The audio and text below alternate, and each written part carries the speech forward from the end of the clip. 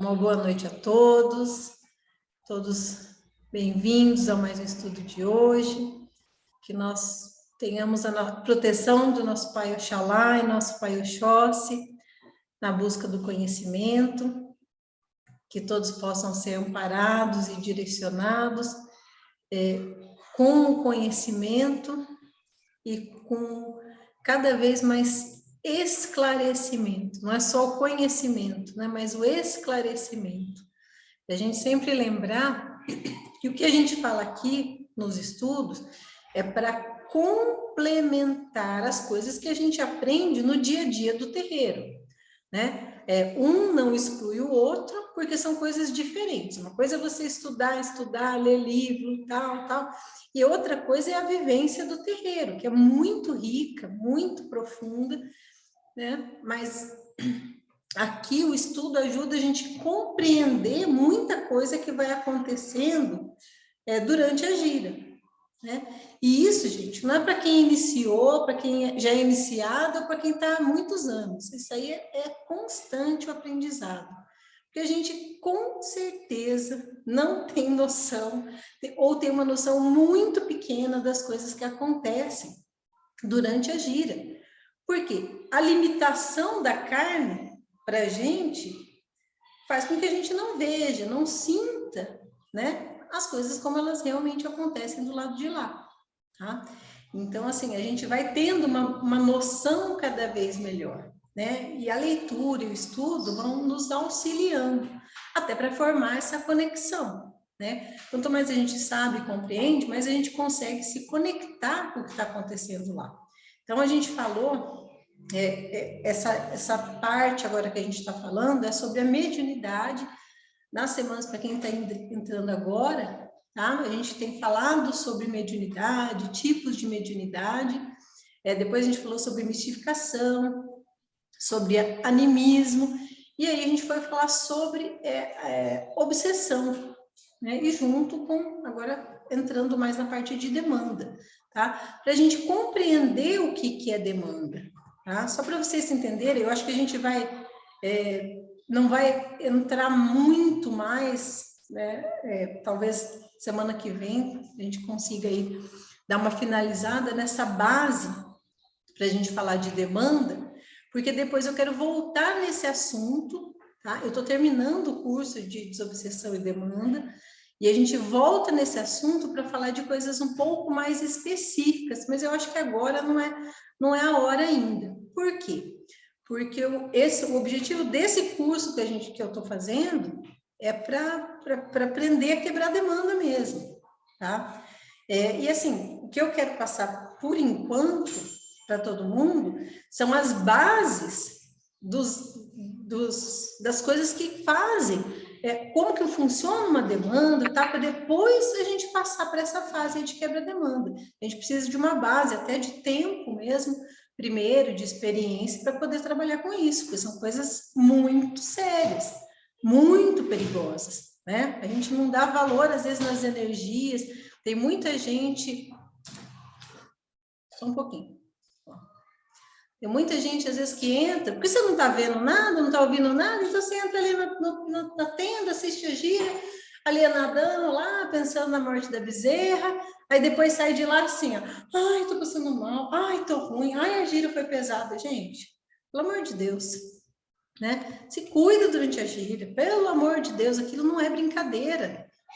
Né? Os antigos tinham muito dizer de terreiro, que é muito sério. Você pega coisa ruim dentro da gira.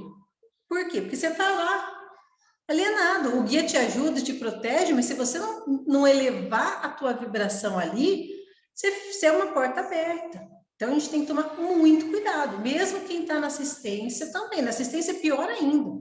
Na assistência, a tua vigilância tem que ser até maior. Porque você está ali, ó, circundado de espíritos sofredores, de obsessores, de espíritos trevosos que vêm muitas vezes com assistência. E você está ali sujeito, né? Todos nós estamos sujeitos. Então, isso é uma coisa muito séria. Ah, não estou vendo nada, não estou sentindo nada, então não tem nada. Meu amigo, que altura que nós chegamos. A gente é um bandista por quê? A gente acredita naquilo que a gente não pode ver. Nada que a gente fala aqui, a maioria de nós não pode ver.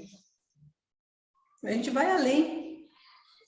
O ser umbandista e muitas das religiões espiritualistas estão justamente, residem no fato das pessoas compreenderem algo que está além desta carne, desta matéria, né?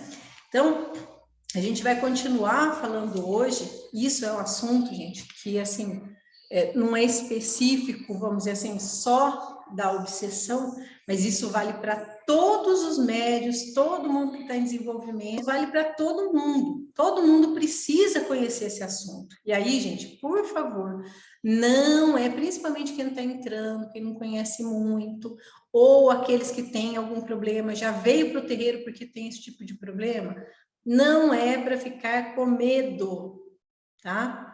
É para ser consciente, para poder tratar e resolver. Medo não deve fazer parte da nossa vida. A gente tem que, lógico, em um momento ou outro, tal, você sente medo, mas esse assunto aqui não é para ser tratado com medo, é para ser tratado com cuidado, tá? Por quê? Porque a gente vai continuar falando sobre os espíritos obsessores e como funciona a obsessão.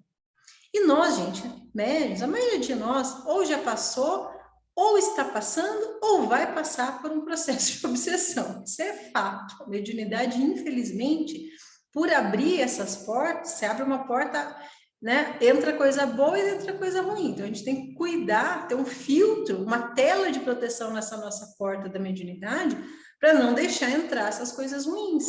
É isso que o desenvolvimento mediúnico, o contato com os guias, o aprendizado, a frequência no templo religioso ajuda a fortalecer esses filtros na nossa porta aberta, tá? Porque a mediunidade não tem cura, porque ela não é uma doença, é uma condição, a gente nasce assim, né? Então, esses espíritos obsessores, eu falei bastante na semana passada, eles se aproveitam do nosso campo mental, do nosso campo vibracional, para se instalar e causar os processos de obsessão, tá? Falei bastante sobre isso. Até fiz um desenho lá, né, que a gente vibra, a gente tem que procurar vibrar. Lógico, a gente tem altos e baixos, mas na média, ficar dentro de uma vibração saudável para a gente poder não dar brecha aí para esse processo de obsessão, tá? Então, o processo de obsessão, vamos frisar, ele depende de nós, depende das pessoas. Por quê? Pessoa que mantém uma vibração razoável, saudável, ela não dá brecha para os obsessores se instalarem no nosso campo. Quando a gente, tudo que a gente pensa, que a gente faz, forma um campo energético em volta da gente. Então, a gente é responsável. É para se culpar? Não, não é. Mas é para se cuidar e ser consciente do campo vibracional que eu crio ao meu redor. Se eu sou uma pessoa que reclama o tempo todo, sou negativa o tempo todo, né? A gente tem que se observar. Eu estou criando aquele campo, fatalmente os obsessores vão se atrair por aquela vibração energética e vão se instalar ali comigo. Vão ficar junto comigo ali. Se eu tenho medo, eles vão ficar com medo. Se eu sou triste, eles vão ficar tristes. Vão intensificar esses nossos problemas, tá? Mas hoje nós vamos falar sobre a diferença de espírito obsessor e um espírito de demanda. Que um bandista gosta mesmo de trabalhar demanda, né? Demanda, tudo é demanda. Oh, meu Deus do céu. O espírito é tudo karma. Para um bandista é tudo demanda. Ai, Jesus. Gente, pelo amor de Deus, se a gente pensar que tudo na vida é demanda, a gente fica doidinho.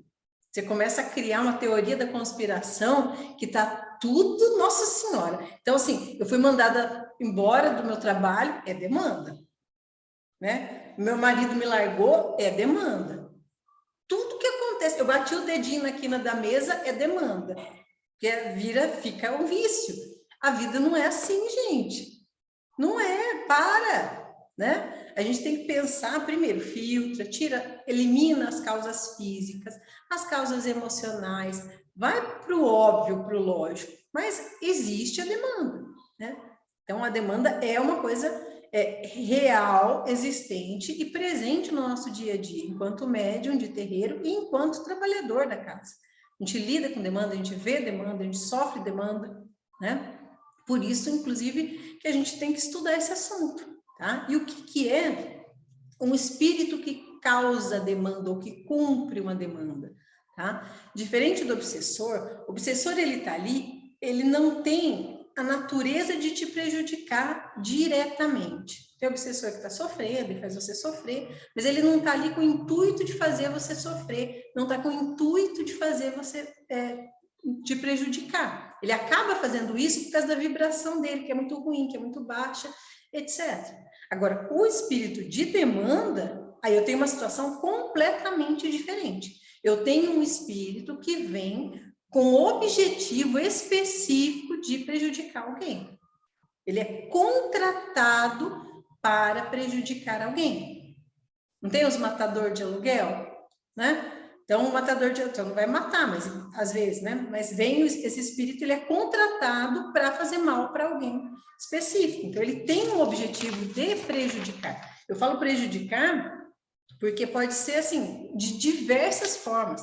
Tem inúmeras formas de demanda. Então, esse demanda, esse feitiço mandado, feito, né? Então, esse espírito vem e cumpre um contrato que ele foi mandado, tá? Então, toda essa parte, até eu queria falar para vocês de um livro, ele é bem fininho, bem curtinho, se chama Diálogo com o Executor, do Rubens Saraceni.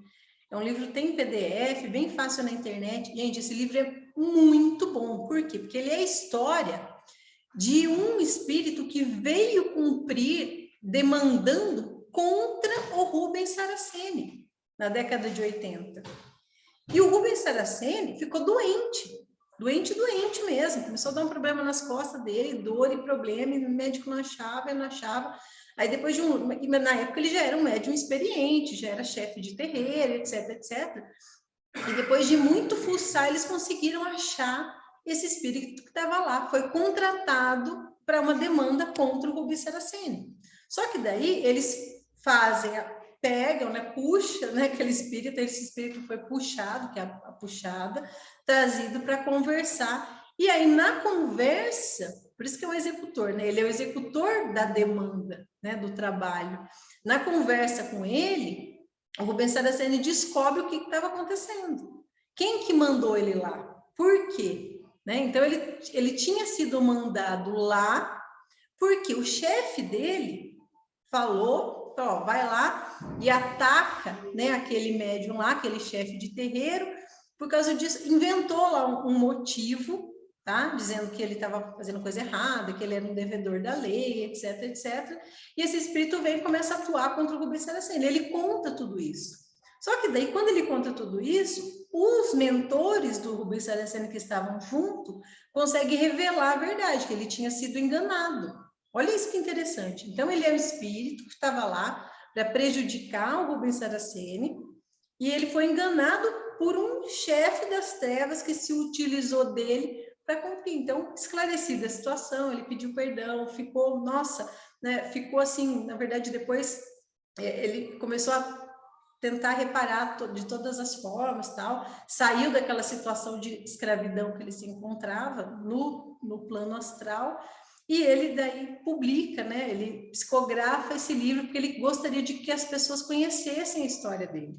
E ele sofre muito, é um espírito que sofreu horrores, assim, esse executor. Conta como ele morreu, tudo que ele passou, o ódio que ele sentia, o processo até ele virar um Exu, porque ele era um Exu de lei.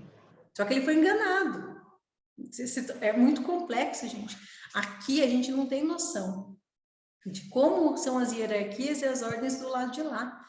E é um negócio assim, aqui um soldado pode ser enganado por um general, ó, cumpre uma ordem ali, e essa ordem ser maldosa, ser errada, ser contra a lei, né? Então, do lado de lá também acontece isso. É um livro muito legal. Leiam se puder, tá? Fala exatamente disso que a gente está falando, de uma demanda, né?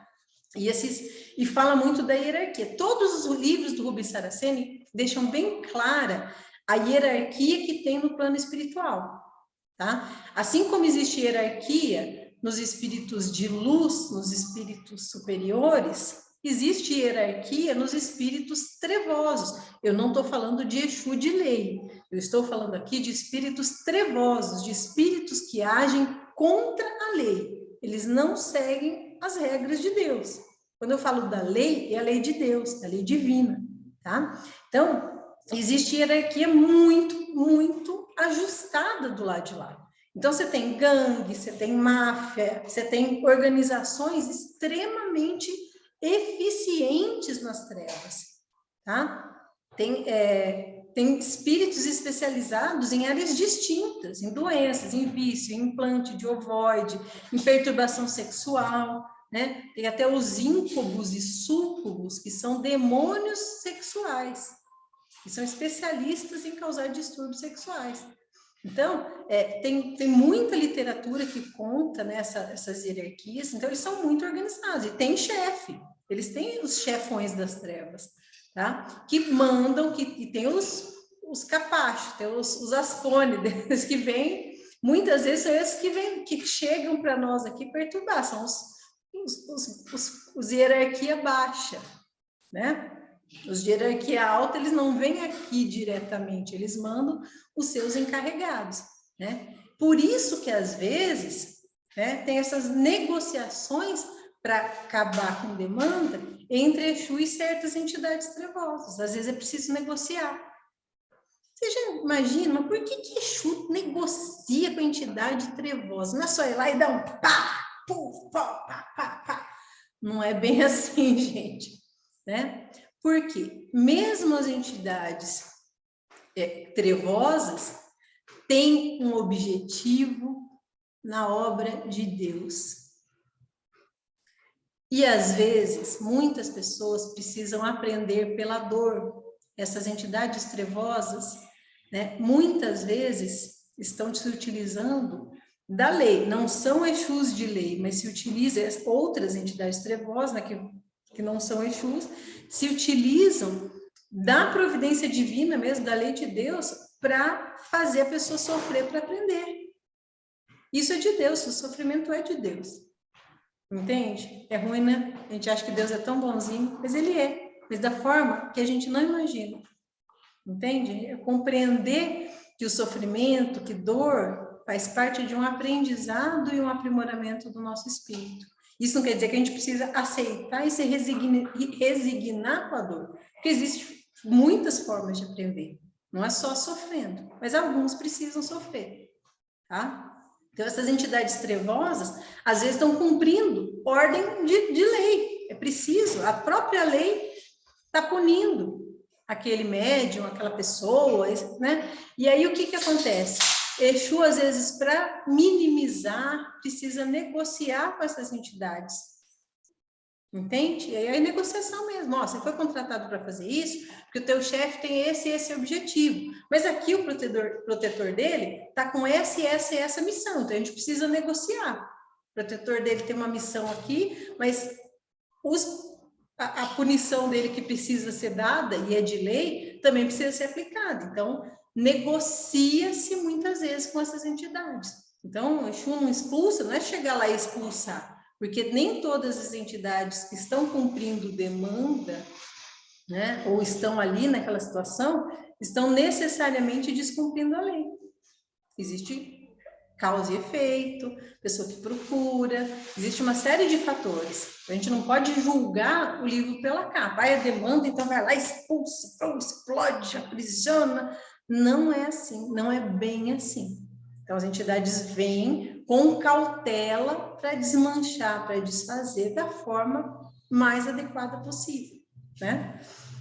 E o que é essa demanda, né? O que é demanda? A demanda, gente, nada mais é do que a magia negativa. Por que eu não vou usar o termo magia negra? Porque magia negra é um termo pejorativo, né? Que a gente utiliza. Isso, gente, é a demonização da nossa religião. Falar em magia negra é demonizar a religião. Magia negra é uma magia ruim, porque vem dos negros. Entende? Então, se a gente usa o termo magia negra, eu estou dizendo de uma magia que é ruim porque vem do negro. Que é isso que eles tentaram fazer aqui no Brasil com esse termo, principalmente no período da escravidão, né? O termo magia negra. Então, a gente usa magia negativa, que na verdade é o que ela é. É uma magia negativa, né? A gente não pode demonizar qualquer termo afro, né? Porque se a gente está perpetuando um preconceito que já vem de séculos, né? A gente vai abolindo esses termos aos poucos. E essa magia negativa, gente, ela, como eu falei, o sujeito vai ser contratado para prejudicar o outro. Pode ter demanda para fechar os caminhos, para doença, para amarração amorosa, para desarmonia no lar. Tudo isso, todas essas demandas, presta atenção, podem ser realizadas de duas formas. A primeira, que é a mais complexa, utiliza só movimentos energéticos elementos da natureza. Tá? Quem faz isso são magos verdadeiros, iniciados nas ciências mágicas. Eles sabem manipular a energia para lançar uma demanda só com energia. Ele não se utiliza de espírito nenhum, entende? Então, quem é que faz isso? São magos, os chamados de magos negativos. Eu chamo de mago negro, mas não são. Senão a gente vai demonizar também o mesmo termo. São magos negativos. São magos das trevas. E esses magos, gente, não pensem que eles não são poderosos, não são inteligentes e eles não sabem o que eles estão fazendo. Só que isso é raro. Por quê? Porque é raro esse conhecimento tá aqui primeiro, ele está espalhado na Terra, então é difícil ter mago iniciado hoje, são poucos, né, que sabem lidar com a magia realmente, né? Muitos se dizem magos, eu sei, eu li o livro aqui de São Cipriano e agora eu faço e desfaço. Mentira, tá, gente? Porque quem faz não fala. É simples assim. Pessoa que ameaça muito que eu vou fazer isso, que eu sou um mago, blá, blá, blá, blá, não faz, tá? São raros esses magos que conseguem mandar uma demanda energética, pura energia, para prejudicar alguém. Mas existe, tá? E geralmente essas magias, para serem desfeitas, são muito, muito complexas, muito difíceis, tá? Então, esse mago, com os elementos da natureza, com os movimentos energéticos, ele consegue atingir, aniquilar, sim, uma pessoa. Mas o mais comum, que é o que a gente mais lida no terreiro, é o que a gente mais tem contato, são as demandas, tá? Feitas por médiuns, tá? Por que é mais comum? Porque essa demanda feita pelo mago, ela é cara.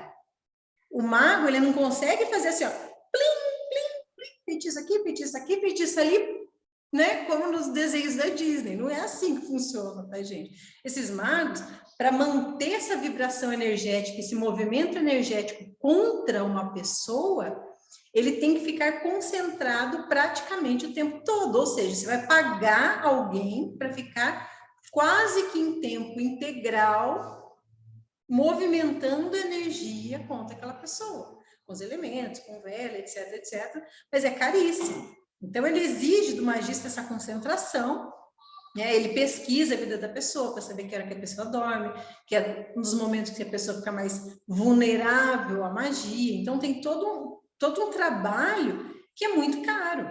Não é qualquer um que pode pagar um trabalho desse, né, desse nível, para prejudicar alguém. E não é muito comum, porque não tem muita gente que faz isso. E quem faz cobra muito caro, tá? Agora, o que a gente lida é o médium que tira pedido, né? Não é mago, não é nada. Ele acha que ele entende, ele acha que ele sabe. Aí o fulano vai lá, né? Vai lá no Pai Farofa. Eu já vou mostrar depois o post do Pai Farofa. Não sei se vocês viram. Viram esse no post? Pai Farofa. Traga o seu amor de volta, faça não sei o quê, e adequa a sua empresa na LGPD. Em um dia. Gente, quase morri de rir o dia que eu vi isso. Mas, enfim, vem lá o Pai Farofa, e você vai no Pai Farofa e fala, ai, Pai Farofa, eu tô aqui, ó, mas eu tenho um inimigo, tem uma menina que não gosta de mim, todos os namorados que eu arrumo, ela dá em cima, ela me azucrina, ela me atormenta. Eu quero um trabalho para lascar com a vida dela, para ela me deixar em paz. Mas não é só um trabalho para afastar, eu quero prejudicar ela, entende? Aí o Pai Farofa, olha, eu faço. Eu cobro aí uns R$1.000, né? Você me traz esses elementos aqui, a cachaça, ó, não sei o quê, flor disso, flor daquilo, não sei o quê. Você me traz esses elementos aqui e eu faço para você. Esse pai farofa, gente, ele não faz nada. Ele não faz nada. Ele não sabe. Ele vai lá com a mediunidade dele, ele entra em contato com esses espíritos trevosos e por isso que o médium tira pedido, né? E faz o pedido. Ele fala, ó, galera, o negócio é o seguinte, eu tenho uma pessoa aqui que está precisando, né, de afastar a fulana de tal, prejudicar ela, para ela aprender uma lição, que ela fica azucrinando, tal. Então, nós vamos deformar lá, ela vai deformar a cara dela, vai ficar torta, não vai conseguir mais namorado nenhum, tá? Aí o pai farofa vai, entra em contato com esses espíritos trevosos. Esses espíritos trevosos são espíritos normalmente de médio para baixo, na hierarquia espiritual, tá? E esses espíritos vão, eles sim vão atuar para danar a vida da pessoa, tá? Esse é o mais comum. Só que isso, gente, os espíritos que se prestam a isso são espíritos, olha, de mal a pior, são dos meia boca por boca nenhuma, sabe? Aqueles bem churreca. Aí eles fazem lá, e funciona? Funciona. Eles conseguem atingir a vida da pessoa, às vezes, um pouco mais, um pouco menos, dependendo do poder que eles têm, tá?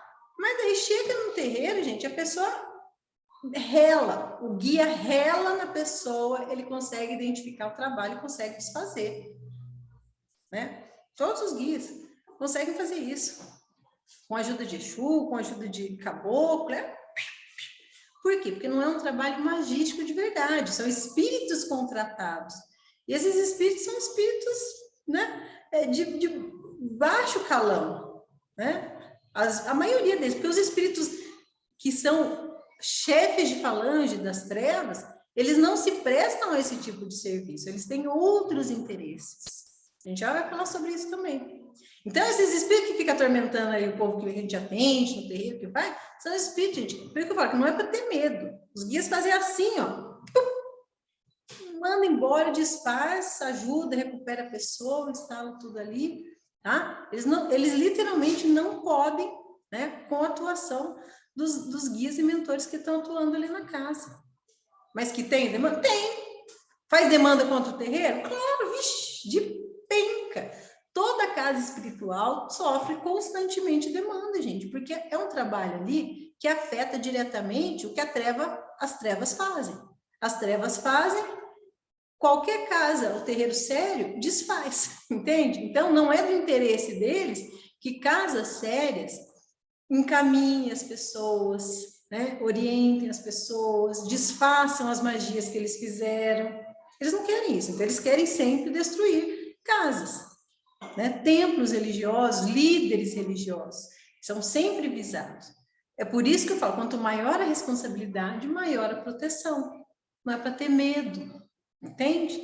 Falo sempre, né, o José tem a missão dele, e a proteção que ele tem é proporcional à missão que ele tem, entende? Então, às vezes precisa dar uns japajau, às vezes precisa fazer trabalho específico, tá? Mas isso não é uma coisa assim, só para vocês entenderem, uma coisa, oh meu Deus, para impressionar, entende? Isso é uma coisa que, infelizmente, são ossos do ofício, é do cotidiano da vida de terreiro, porque essas demandas são feitas constantemente, tá? E todos nós, um pouco mais, um pouco menos, que acabamos sendo atingidos. Por isso que nós precisamos levar isso muito a sério, porque a nossa proteção também é proporcional. Você está ali dentro, você pôs o pé ali dentro, prestando ou não prestando. Porque tem, fulano não presta, fulano presta. Ninguém é ninguém, tá, gente? Ali somos todos iguais, todos somos parte da corrente mediúnica e todos nós temos a nossa proteção. Justamente porque o elo da corrente, a corrente ela só se forma com o elo. Então, todos os elos precisam ser protegidos. Entende? Não tem medo, não tem estresse, é carinho, amor e confiança, tá? Esses espíritos, gente, eles, né, quando eu estava explicando, eles vão atuando, vão azucrinando, né? Mas esses magos que são mais perigosos, eles são raros porque o iniciado na magia é difícil ele se entregar às trevas, porque ele sabe das consequências, ele conhece o que ele está fazendo. E quanto mais conhecimento, maior a evolução e o esclarecimento. Só que tem gente que mesmo com muito conhecimento, tem desequilíbrios tão grandes e tão profundos que mesmo com muito conhecimento, com muita eficiência, eles se voltam para as trevas sim. Para cair, né, basta estar de pé. Então, é mais raro, mas existe sim. Tá? Em alguns lugares, até, principalmente nos Estados Unidos, alguns lugares da Europa, é mais comum ter magos negativos atuando, né, em processos magísticos do que aqui no Brasil, na América do Sul. Mas na Europa tem muita magia negativa com magos mesmo, né? Então, é um movimento energético que acontece na crosta como um todo, mas nessas regiões com mais intensidade, tá? Agora vamos falar um pouco sobre os mecanismos das demandas. Então, como eu disse para vocês, nessas categorias, né, de espíritos, você tem lá os perdidinho, fraco, lascado, mas que trabalham para as trevas. Você tem o espírito que é o bandidinho, é o bandido, que já é um pouquinho mais eficiente, qualificado, mas, né? E você tem os senhores das trevas, que são os chefões dos crimes organizados. E tem todo um rol, como eu disse, de especialistas em demandas, né? Esses espíritos, gente, eles trabalham com base de troca. Aí nós vamos entender um pouquinho mais. Olha que bacana isso, para a gente compreender. Você fala assim, mas por que esses espíritos trabalham na base de troca? E por que eu tenho que dar para esse pai farofa uma cachaça e um coração de boi para ele fazer um trabalho de demanda, né? Fazer um trabalho contra alguém? O que esse espírito ganha com cachaça e um coração de boi? Todos os elementos possuem força e energia vital. Aqui a gente é movido por dinheiro. Do lado de lá, o dinheiro é diferente. O dinheiro é energia. Energia da poder, energia da bem-estar, energia da recomposição de perispírito, de espírito. Essa energia, ela é dinheiro do lado de lá. Então, todos esses elementos, né, ó, dinheiro, moedas, tá? Carne, bebidas, né? Todos esses elementos trazem, né, impregnados em si partes de ectoplasma que restaura a energia desses espíritos trevosos por um período, tá? Só para vocês terem uma ideia, eu vou falar até da moeda, que é assim, né? E tem coisa que se faz com moeda lavada e tem coisa que se faz com moeda que passou de mão em mão, tá? Olha que legal, a moeda que ela passa de mão em mão, aquela moeda que circula, ela é feita de níquel, nossas moedas são feitas de níquel. O níquel, do lado de lá, no plano espiritual, é um dos elementos que mais consegue armazenar a energia vital do encarnado. Olha isso que legal. Então, quando aquela moeda armazena a energia das mãos em que ela circulou, você fala, mas eles estão mortos. Cadê o dinheiro? Professora, eles estão mortos, como é que... Voltei. Fala, eles estão mortos, como é que eles vão pegar essa moeda? Se a moeda está aqui e eles estão do lado de lá, eles não conseguem pegar a moeda. Gente, todo objeto, isso vocês observam em muitos livros do Rubens Saraceni. Muitos, muitos. Em outras literaturas também, tá? Mas tem alguns livros específicos que falam do duplo etéreo dos objetos. Tem um livro muito bacana, que se chama O Guardião do Sabre Dourado. É lindo o livro, lindo, lindo, lindo. E nesse Guardião do Sabre Dourado, o espírito do livro, ele morre e ele tinha uma espada enquanto vivo. Uma espada e um cavalo, tá? E quando ele morre, do lado de lá, quando ele se levanta, né, no além-túmulo, que ele está lá no lado espiritual, ele vê a espada e vê o cavalo se levanta com ele, o cavalo continua acompanhando ele. E a espada, ele, pega a espada. E ele não compreende. Aí um mentor que foi lá acompanhar ele, falou para ele, ele falou, mas então eu começou a querer tirar outras espadas e não conseguia. Ele falou, não posso tirar quantas eu quiser? Aí o mentor explica para ele nesse livro, né? A lenda do sabre dourado. Pega a espada e ele fala, cada objeto tem um duplo etéreo. Não é espírito, tá, gente? Porque objeto não tem espírito, é inanimado, né? Mas todos os objetos possuem um duplo etéreo, que é uma cópia espiritual. E essa cópia espiritual pode ser retirada, tá? Quando o espírito conhece a técnica, porque não é assim, então eu vou morrer, vou pegar todas as coisas boas, coisa bonita, você é um xololô do outro lado, né? Não é assim. O espírito tem que aprender essa técnica do lado de lá, depois de morto, para conseguir fazer essas cópias, e é uma só, por isso que é duplo etéreo, uma cópia física e a outra espiritual, e consegue tirar a cópia dos objetos. Então, todos os objetos que a gente usa, tanto para o bem quanto para o mal, tá? Então, tanto quando vai fazer uma demanda, um trabalho, como os objetos que são utilizados muitas vezes no terreiro, tá? São feitos, esses espíritos conseguem pegar o duplo etéreo desses objetos para uso deles. Olha que legal isso, tá? Eu já sabia do duplo etéreo, mas não sabia especificamente do níquel, porque o níquel, ele acumula a energia vital das pessoas que vão pegando aquela moeda. Então, quando aquele espírito, um espírito trevoso que tem um certo conhecimento, tá? Ele pede, eu quero moeda, quero isso, quero aquilo. Ele vai no local do trabalho, seja lá a casa, a rua, sei lá, onde foi mandado colocar os objetos para ele, tá? Ele retira a cópia desse duplo etéreo daqueles objetos para ele. E ele pega aquelas moedas cheias de energia vital para ele, aquilo é moeda para ele. Porque tem espíritos, gente, que são viciados nessa energia vital, muitos, tá? E essa energia vital, ela consegue restaurar o perispírito, o corpo espiritual dessas entidades por um período do lado de lá. Então, isso vale muito, tá? Tem um outro livro que chama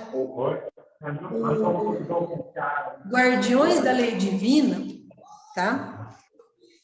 E ele conta um episódio em que tinha uma mulher, alguém com o microfone aberto aí, que tinha uma mulher que ela tinha uma aparência maravilhosa, linda, ela tinha um corpo bonito, as roupas bonitas, mas tudo à custa de quê? Tudo à custa de energias que ela roubava dos outros, que ela roubava dos trabalhos, que ela roubava dos escravos dela, que ela tinha muitos escravos, tá? Então, era uma coisa assim, muito, muito forte. Ela usava aquela energia para plasmar aquela aparência jovem e bonita, aquelas roupas chiques e finas. Entendem como isso pode ser e é utilizado como moeda do lado de lá? Então, tem muitos livros, muita literatura que fala, que conta, né, essa manipulação. O charuto, o dinheiro é menos comum, mas também o próprio dinheiro, tá? A cachaça, e a cachaça é um alimento muito poderoso porque ela é um esterilizante natural, né, energético. Então, as entidades usam isso também para esterilizar. E eles têm, gente, os mesmos interesses que nós. Você acha que a gente é aqui, ó? Você só pensa nas coisinhas pequenas, no pouco, né? Aí eu já fechei. Né? Pensa ali, você morre, você não vai virar, criazinho e sair voando. Você continua com os meus interesses mesquinhos, aquelas coisas problemáticas. Você vai atrás disso do lado de lá. Só que de formas diferentes. Então, esses espíritos vêm com esses interesses mesquinhos, pequenos, por causa da pequenez em que eles se encontram ainda, e se sujeitam a fazer esses trabalhos de prejudicar os outros por quinquilharias. Para eles tem valor, né? Então, mas é pouco. Então, às vezes pede, né? Eu falei do pouco, né? Mas às vezes eles não pedem tão pouco assim, né? Dependendo do trabalho, e aí a gente vai para um outro ponto. Dependendo do trabalho, exige-se mais e espíritos mais qualificados, tá? Só para vocês entenderem. Então, tem um exemplo aqui de armas, né? Esses espíritos usam essa energia vital para imantar armas do lado de lá. Por quê? Porque eles têm armas, eu falei da espada, eles têm armas também do lado de lá, mas essas armas, como são espirituais, elas não conseguem atingir o nosso perispírito de encarnado. Entende? Mas quando elas são imantadas, energizadas com a nossa energia vital, elas se tornam poderosas. O nosso corpo, o nosso perispírito é muito denso comparado ao plano espiritual, à situação, ao corpo espiritual desses espíritos. Tá? Então, imagine que nós temos o nosso corpo físico. Depois, gente, se a gente quiser, a gente pode falar um pouquinho mais profundo aí de perispírito, tá? Fica para um outro momento. Mas nós temos o nosso corpo físico, um corpo energético que nos envolve, que é chamado de perispírito, que ele é feito de ectoplasma. Ele não é uma matéria densa como o nosso corpo de carne, mas não é sutil, né? Não é tão sutil. E esse perispírito envolve, né? Então, bem sucinto, tá? É muito mais que isso, tá, gente? Mas a gente tem o nosso espírito, que é uma essência de energia. Depois, tem o perispírito, que é nosso corpo formado com esse ectoplasma. E ectoplasma, ele é denso, tá? Tanto que tem até foto de ectoplasma. Tem, né? É uma coisa densa. E o nosso corpo físico. Existem coisinhas que envolvem aí, tá? Mas para atingir o nosso corpo espiritual, esses espíritos eles não conseguem acessar, porque aqui é como se fosse uma coisa muito dura, uma carapaça esse corpo espiritual. Mas imantando, então eles imantam, energizam essas armas específicas com a nossa energia vital, trazida de moeda, etc, etc, de animais, sangue, né? Para poder essas armas conseguirem ferir o nosso perispírito. E daí fere? Ai, sangue de Jesus tem poder. Exatamente, gente, é o sangue de Jesus. Não é para apavorar. Estou falando isso para vocês entenderem como funcionam essas demandas, tá? Por quê? Porque esses objetos, então você pode ter, de repente, uma pessoa que tem um ferimento no perispírito, e esse ferimento acaba dando reflexos no corpo físico, que é muito perto ali. Entende? Então, o guia vai lá, limpa, tira aquela arma, cura a ferida e a pessoa consegue se restabelecer. Entende? O guia consegue tirar essa arma, esse ferimento. Por isso que às vezes a pessoa vai com uma dor ou com um problema físico para curar no terreiro, tá? E aquilo não cura exatamente na hora. Pensa bem, a pessoa está lá com uma dor na perna, no joelho, porque tinha uma faca, uma adaga, uma coisa enfiada ali no joelho da pessoa. O guia vai, tira essa arma espiritual, é a duplicação de uma outra arma energizada, tira, aquilo ficou uma ferida, é igual uma ferida no corpo físico. Ele tira, limpa e coloca um bálsamo, aí ele utiliza ervas, utiliza fumaça do cachimbo, do charuto, para limpar e começar o processo de cicatrização daquela ferida espiritual, feito por essas armas. Isso vem de demanda também. Olha quanta coisa é possível. Então, o trabalho dos nossos guias, eles conseguem identificar esses ferimentos, essas armas. E outra, gente, a gente protege muito, né, o nosso perispírito com a nossa vibração. torna a nossa couraça de proteção ainda mais dura, mais rígida, para não sofrer esse tipo de ataque. Tá? Mas a gente tem que saber que ele é possível para a gente poder lidar com isso e combater da melhor forma possível, da forma que a gente mais... falo a gente, porque a gente é parte do processo. O guia está ali, o guia vai fazendo, mas eu vou deixar tudo na mão do guia? Não é assim. Eu tenho que ter consciência das coisas, até para dar cada vez mais importância para o trabalho que eles fazem. E quando eu consigo compreender isso, eu consigo respeitar e falar, guia, vai que precisa, entende? Aí você deixa o guia agir, você sabe o que ele está fazendo. Entende? É uma coisa que leva a outra. Agora, Deus me livre e guarde, você aparece um negócio com uma arma no peito lá, e eu não sei de nada, e eu fico com medo do guia, olha a confusão que dá. Ou se eu não sei o que está acontecendo, acho que é nessa, dá uma benzinha de beijo, curte com voz de boa ali, aí, ó, manda a pessoa embora, porque não é o guia, sou eu, o médium, que estou interferindo. Olha como isso é grave. Entende? Então, a gente sempre tem que ter muita cautela, sempre muita serenidade, para deixar o guia agir e identificar esses processos, que são difíceis, né? Uma outra coisa também, gente, existem regras muito rígidas quanto à interferência do plano espiritual no plano físico. Então, todos os espíritos que fazem isso, que fazem essas demandas, que fazem essas maldades com os encarnados, eles sofrem a atuação da lei. Mais cedo ou mais tarde, uma hora, pega no laço. Algum vem ali, aí, pega no laço. A lei divina vai, eles vão sofrer as consequências. Então, não é assim fácil, que todo mundo vem e dá uma facadinha no outro e pronto, senão a gente ia estar lascado, gente. Tá? Mas isso existe. Entende? A gente não pode banalizar, achar que qualquer dor, falar, ai, tô com uma dor, acordei com uma dor de cabeça. É faca espiritual, meu Deus! Pelo amor de Deus, tá, gente? Eu falo isso porque tem gente doida. E tem gente que é muito impressionável. Então, a gente tem que se policiar com essas coisas. Não é assim a vida, entende? Eu tô explicando isso para que vocês tenham conhecimento.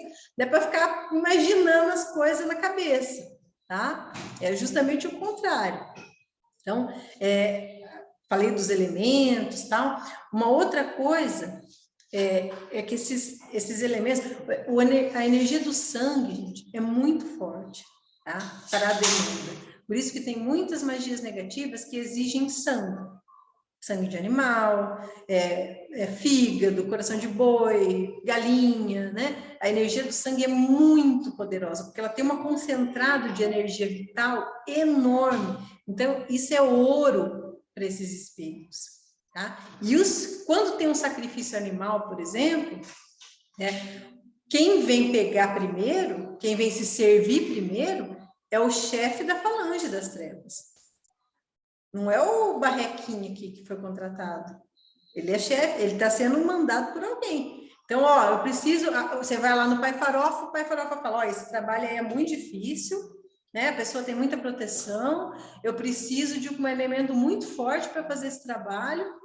Então, você vai ter que sacrificar um bode, né? Aí, vai lá, a pessoa vai matar o bode, mas não é só matar, tem que matar com crueldade, porque quanto mais o animal sofre, mais aquele sangue é impregnado e ele mais é valoroso. Olha isso. E aí, aquele sangue, quem vem pegar a energia vital do bode primeiro é o chefe. E esse chefe das trevas, gente, ele vai dando de pouquinho para os seus empregados ali, para os seus subalternos, porque ele vicia esses espíritos e escraviza por meio da distribuição de energia vital. Porque esses espíritos furrequinha, eles não têm capacidade para manipular essa energia, para retirar e manipular essa energia vital desses sacrifícios, desses trabalhos. Entende? Eles precisam de um cara mais experiente, mais graduado e mais competente, sabido, eles são sabidos, tá? Para vir fazer isso. E eles ficam escravos. Pela sensação do vício, ou por causa de dor, de doença, que carregam do lado de lá. Seja inúmeros, né, os problemas. E eles ficam escravizados por esses senhores das trevas. E eles obedecem, tá? E aí o senhor das trevas vai só enchendo o bolo de espírito que trabalha para ele. Tem espírito que coordena milhares de outros espíritos. né? Existem falanges gigantescas sob o domínio de um único espírito. E esse espírito vem, coleta ali aquele sangue, eu estou falando do sangue porque é o elemento mais poderoso, e ele usa aquele sangue, ele fala, agora você vai aqui, você vai aqui, você vai aqui. Então, tem trabalho, por exemplo, que exige multifunções, trabalhos muito, demandas, né, por exemplo, para adoecer a pessoa, então você precisa, primeiro, você, né, o fulano e o Beltrano vão ali primeiro para baixar o nível vibratório da casa. Vocês vão causar desarmonia no lar para ir baixando o nível vibratório. Você vai soprar ali na cabeça da filha do cara para ela começar a usar droga, para desestabilizar ele. Aí depois que ele já tiver com as energias bem desequilibradas, a gente entra com o processo de doença. Você vai instalar um ovoide, depois eu vou falar sobre isso também, você instala um ovoide, você fere aqui, você vai ficar lá de guarda na porta para não deixar nenhum guardião entrar, para ninguém ajudar ele, para socorrer ele. Então, às vezes um trabalho, uma demanda, exige muitos espíritos cumprindo tarefas diferentes para poder prejudicar, para poder chegar naquela pessoa. Esse negócio parece coisa de filme, mas não é não, gente, o negócio é feio. Vão lendo, tem muitos, vão lendo os romances, por isso que eu falo que os romances são muito bons para a gente conseguir visualizar tudo isso que eu estou falando, principalmente na parte de demanda e atuação de magia negativa, né? São coisas muito complexas. Então, às vezes você vai, e aí você vai pensar, mas e o guia consegue? O guia vai e desfaz, porque ele vai ou negociando, conversando, ou às vezes aprisionando, ou expulsando. Nem todos os espíritos estão prontos para ser doutrinados. Você acha que esses espíritos estão prontos para ser doutrinados, gente? Não vamos, aí é a diferença. Não vamos desmerecer o kardecismo, não é o objetivo aqui e não é o nosso objetivo. O respeito e a admiração ao trabalho que eles fazem, que é dos espíritos que estão prontos para serem doutrinados. A gente pode comparar o trabalho do enfermeiro com o trabalho do bombeiro? Um é melhor que o outro? Não. Então, é disso que a gente está tratando aqui. Kardecismo e Umbanda são coisas diferentes. Enfermeiro e bombeiro. Às vezes o bombeiro faz a de enfermeiro ou vice-versa, quando é urgente e necessário. Mas são serviços diferentes. A forma de trabalho é diferente. Tá? Então, a gente tem que sempre, né, deixar bem claro. Então, tem espíritos que não conseguem, não dá para doutrinar. Às vezes tem que ser aprisionado, né? Tem que ser expulso. Então, os guias vão fazendo com todo o seu conjunto. Então, se as trevas têm hierarquia, falange e empregado, gente, os nossos guias, nossos protetores e as falanges da luz são infinitamente. Deus pode mais, né, meu amigo? É sempre assim. Tem muito, né? Então, se tem 10 aqui, tem 50 do outro lado para ajudar. Só que a ajuda deles é sempre aquela coisa extremamente consciente, pautada, tem todas as regras, e eles seguem, aí é a diferença. Se as trevas não seguem as regras da lei, aqui os espíritos de luz seguem todas as regras da lei. Entende?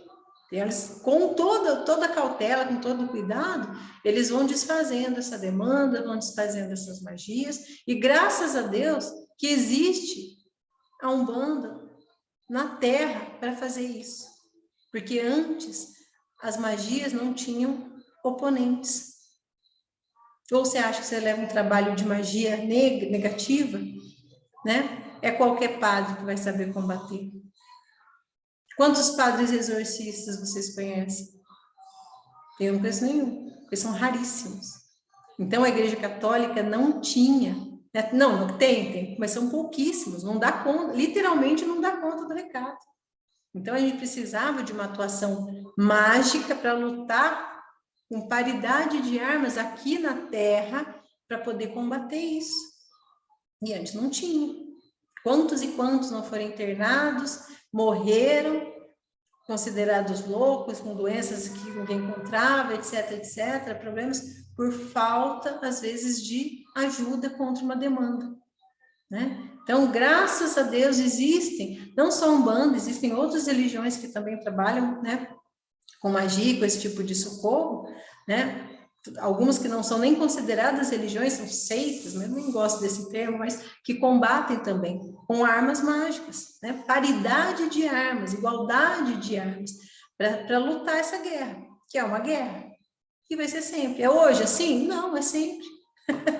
É sempre, a guerra sempre existe, sempre existiu e sempre vai existir, né? Então, a gente só precisa saber lutar, né? Tudo isso que a gente falou hoje, né, essa energia e tudo mais, são partes, são coisas que compõem um processo ali de demanda, né? Depois eu vou falar também do endereço vibratório, de como acha, como conecta, pega, não pega, né? A gente vai entrar nessa parte, então acho que aí na semana que vem ainda a gente trata um pouco desse assunto, tá? Depois acho que nós vamos retomar aí os livros, né, que a gente estava lendo, a gente deu uma pausa, mas foi uma pausona, né, para falar de mediunidade, um assunto foi emendando no outro, tá? Então a gente deu uma pausa aí para a gente falar sobre isso, tá? Mas a gente vai voltar aí nos livros, aí quando o livro que a gente estiver seguindo, eu sempre passo lá no grupo, o pessoal, eu passo o PDF, tá? Tem vários livros que vocês podem ir lendo, então hoje, vocês, né, desse que eu falei, Diálogo com o Executor, que vocês podem ler, que é bem fininho, bem rapidinho, e esse da Lenda do Sabre Dourado, que é um pouco mais, um livro maior, tá? Mas é muito bacana, vale muito a pena ler, tá? Os dois são do Rubens Saraceni. Aí quem quiser também depois pode pedir. E finalzinho, vou só parar de gravar, peraí. Finalzinho,